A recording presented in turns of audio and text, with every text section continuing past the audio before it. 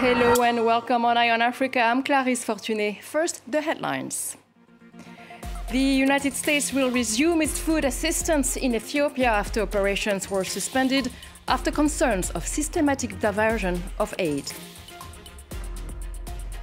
400 French soldiers in the town of Ouallam will be the first to leave Niger. Some say France's withdrawal is a strategic mistake. Liberia goes to the polls on October 10th to decide whether to give football legend George Weah a second term as president. The United States is to resume food assistance to refugees in Ethiopia. This follows reforms put in place by the Ethiopian government and agency partners to improve food distribution. But USAID will keep most operations suspended after concerns of systematic diversion of aid. Clotilde Hazard is in Addis Ababa. It had been months since American agencies stopped distributing food aid in response to the widespread diversion of food that was sold on the local market. The organization suspected the federal and regional authorities with soldiers to be involved.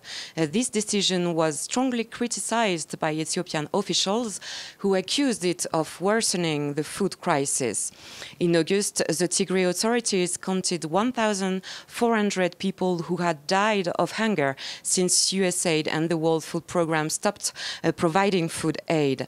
The local government launched an investigation, but no official conclusions have yet been released.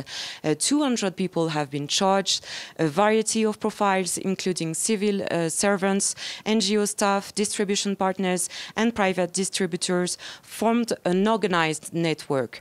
Since then, USAID has tightened control on foodstuff and improved their traceability. Humanitarian workers in the camps will be now directly responsible for food storage and distribution instead of other middlemen. This to ensure that they really reach the refugees in the country. The organization says it is continuing to work with the Ethiopian government on additional measures to guarantee the reliability of distribution and extend it to all vulnerable populations.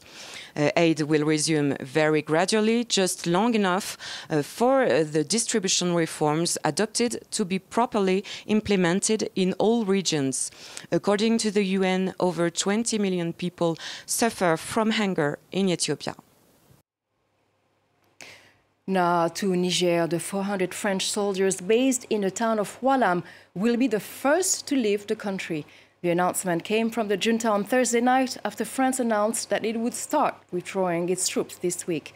The departure of French forces has been a key demand of the military officers who seized power in July. But for our guest, analyst Olayinka Adjala from the Leeds Beckett University, this decision to leave Niger is a bad move for the country's stability.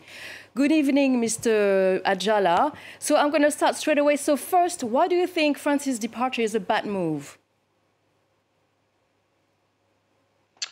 Yes, absolutely. I think it's a poor strategic move because it could worsen the security situation in the country and also impact on the migration issues across Europe, because we know that Niger has been a strong partner of the European Union in curbing mass illegal immigration into Europe. So I think it's a bad move at this time, especially the way in which it was carried out. Yeah, but as you know, the junta has cited a long list of complaints, especially not the junta only in Niger, but across the Sahel, where there had been a coup, and they complain about the results, for example, of France's troops regarding security issues. Yeah, I agree that the junta have been complaining, but one of the main reasons why they told France to leave was the perceived disrespect of the government, because France refused to negotiate with the junta. They closed all diplomatic doors, unlike the US that still had some form of conversation with them. So I think France shouldn't have totally ignored or neglected the junta. But you're saying that they should have kept the lines of communication open with the junta. But don't you think it meant probably that the France would be legitimizing coup d'etat? We should, at this moment, understand that the coup had already happened and there was practically nothing anyone could do. I said earlier that military intervention was not going to be a good option because it would totally destroy the region. France has had a long relationship with this country. And I think France should have listened at least to them and tried to renegotiate the relationship in a way that will suit both parties. We should remember that France still has a lot of business interest in the country. Are they going to move out as well? They should have kept the security diplomacy open as well. That's what I think. But you're talking about a long relationship with France. But isn't it time to cut ties with France that some accuse as trying to remain a colonial power in the region, and find an alternative? Maybe it's time to find new partners.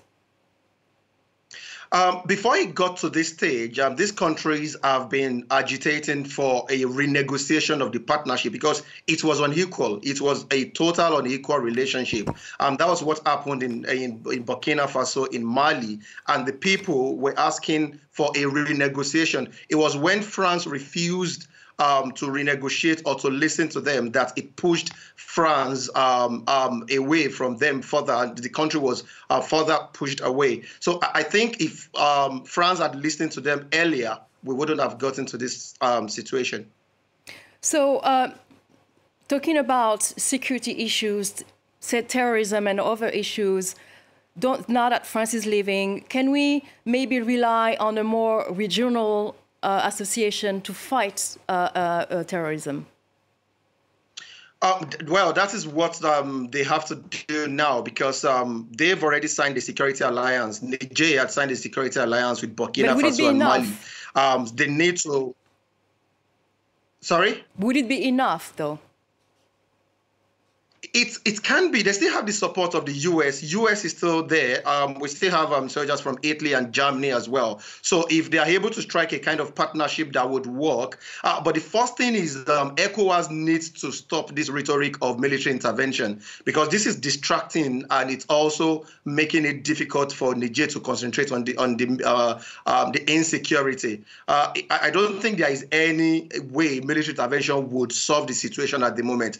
If that cloud of military intervention is taken away, then the focus could then shift back to counterinsurgency and fighting these terrorist groups. And what do you think about cooperating with Russia? Well, I think that was one of the reasons why the US tried to continue to have diplomatic relationship with Niger, because they understand that if France leaves and the US also leaves, then it will open the door to Wagner and Russia. So it was a strategic move by the US to make sure that, well, in order for both top partners not to lose the whole region to Wagner and Russia, they should maintain a hold. And I think that is actually a good move because this will stave off Wagner Group in the meantime. Thank you very much, Dr. Ajala, for your insight on this issue. Thank you very much for having me. Now let's go to Liberia. Liberians will head to the poll on October 10th for their presidential elections first round. They will have about 20 candidates to choose from, including the incumbent President George Weah. He's seeking re-election after first term that many see as a mixed bag. Amongst the challengers, former Vice President Joseph Boakai, Clemens Waller reports. After a first term marred by corruption allegations, the COVID pandemic and soaring prices, incumbent President George Weah is seeking re-election. As president, he focused on building hospitals and introducing free education in a country still recovering from two devastating civil wars in 1989 and 2003, as well as from a deadly Ebola epidemic between 2013 and 16. He's fixed roads, he's built hospitals, he's sending people to school. There's free education in Liberia. Some parents don't have money, but the children are going to school. So everything's all right.